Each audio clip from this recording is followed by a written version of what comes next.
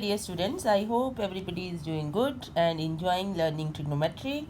So in the last lecture what we have done, we have learned something called trigonometric ratios, sine, cos, tan, tangent, and then we have secant, cosecant and cotangent, right? And you know that if you have a right angle triangle, then you can define these trigonometric ratios.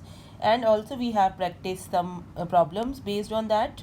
And here is this second lecture on practice questions on trigonometric ratios, right? And in the last video I have given you a homework. I hope you have already done it. If you have already done it, tell me the answers. I will tell you. I have asked you to compute sine q and cos q.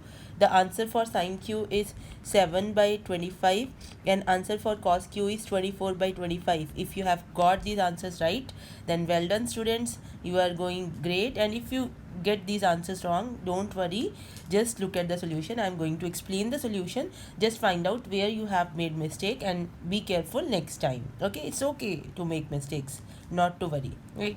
So let us look at this problem. In triangle OPQ, a right angle at P, so you have a triangle OPQ which is right angle at P. So you have something like this. This is your P. Okay, so here I am taking O and here I am taking Q. OP is given to be 7 centimeters. So this OP is given to you as 7 centimeters and OQ minus PQ is 1 centimeter. OQ minus PQ is 1 centimeter. So you are not given explicitly OQ or PQ, but you are given that their difference is -1, right? Now you have to find out sine q and cos q. Now to find out sine q, I have to compute, I know what is sine q. This is my angle q, right? So sine q, for sine q, this is you see this side will be the adjacent side because here is my angle and this will be my opposite side, and the opposite to 90 degree is your hypotenuse, right? So sine q is opposite upon hypotenuse. Okay, I told you so. Ka toa, right? I told you. So sine is opposite upon hypotenuse. So opposite here is OP, upon hypotenuse is your OQ, and similarly cos q will be adjacent, which is PQ upon OQ. So I need to compute this OP. So already I know OQ and PQ. So I have to compute this side OQ and this side PQ. Then only we can compute sine and cos. So what choice do we have? When one side is given and some more information is given, we can always use a Pythagoras theorem. So Pythagoras theorem is, if we use Pythagoras, what is Pythagoras? You have OP square plus PQ square is equal to OQ square, right? Now in place of OQ, from here you have OQ is equal to 1 plus PQ. So you can just put 1 plus PQ. OP is given, so this is 7 square plus PQ square is equal to 1 plus PQ square. Now we just use the formula of A plus B whole square. So that is A square plus B square plus 2AB is equal to 7 square 49 plus PQ square. Now you see this PQ square and PQ square will cancel. So you have 48 is equal to 2 into PQ. That gives you PQ is equal to 24.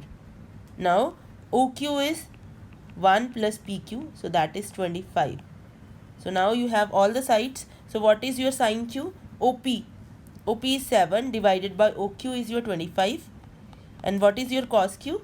Cos q is your PQ. PQ is your adjacent side, which is 24 divided by 25. So this is how you compute these ratios. Okay, see students, it's very simple application of Pythagoras theorem and these trigonometric ratios. So you should know the formulas.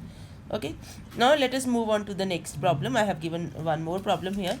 So here in the right angle triangle ABC, which is right angle at B, if tan A is 1, so I am giving you tan A is 1, then you have to verify that 2 sin A cos A is 1, right? Okay, so let us do this.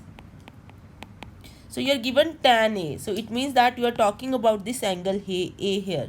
So for this angle, so obviously hypotenuse is always this one, opposite to 90 degree. So this angle, the opposite side is this one and this is the adjacent side, right?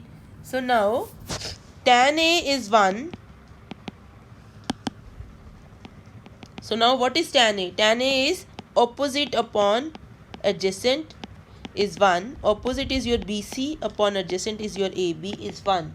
So we can assume, so ratio is 1:1. So it means that if BC is K, then AB is also K. Yeah, fine. Right, now we can just compute, because you have to compute sine and cos. So you have to compute AC. So for that, use Pythagoras. Pythagoras tells you that AC square is AB square plus BC square. So you have K square plus K square. So you have AC square is equal to 2K square. So that means AC is root 2K. Fine. Okay. Now what is your sine A? Sine A will be opposite upon hypotenuse. So that is BC upon AC.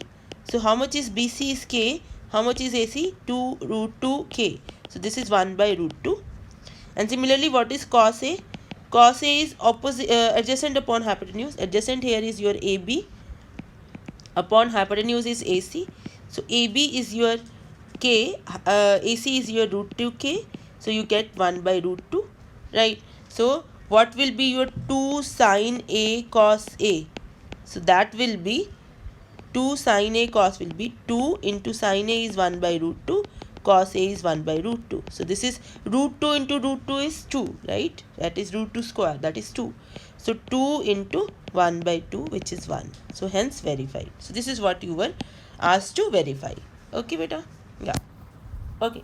Now this is last question. This is very simple. There are some statements I have written. You have to tell me whether the statement is correct or false, and you have to justify your answer also.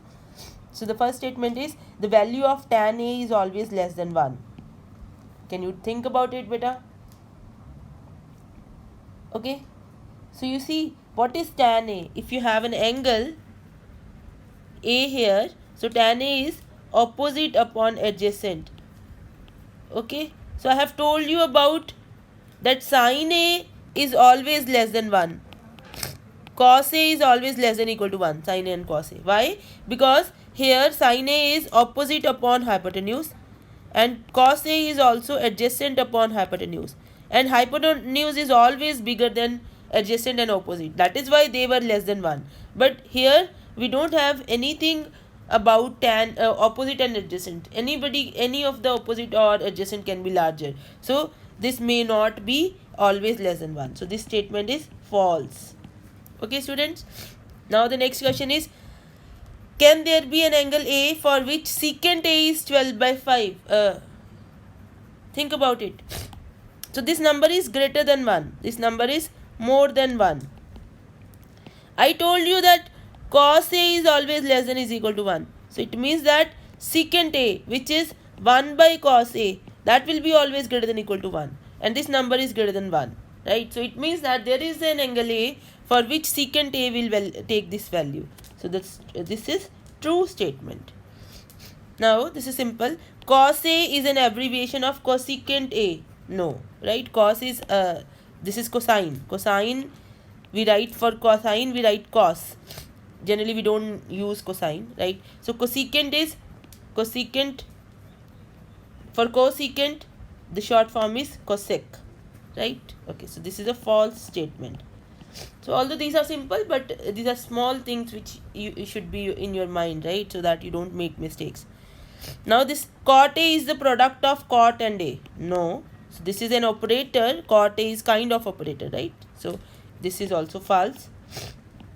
Now sin theta is equal to 4 by 3 for some angle Q. So can you tell me the answer, students? Write in the comment box. Is it false or true statement? This is false. Why? Because this number here is greater than 1. This number here is more than 1. And I told you that sin A is always less than is equal to 1. So this is a false statement. Okay, students. Thank you for joining and happy learning, and keep on studying trigonometry, because trigonometry is an important subject, right? Okay, please share this video and subscribe to this channel. Thank you.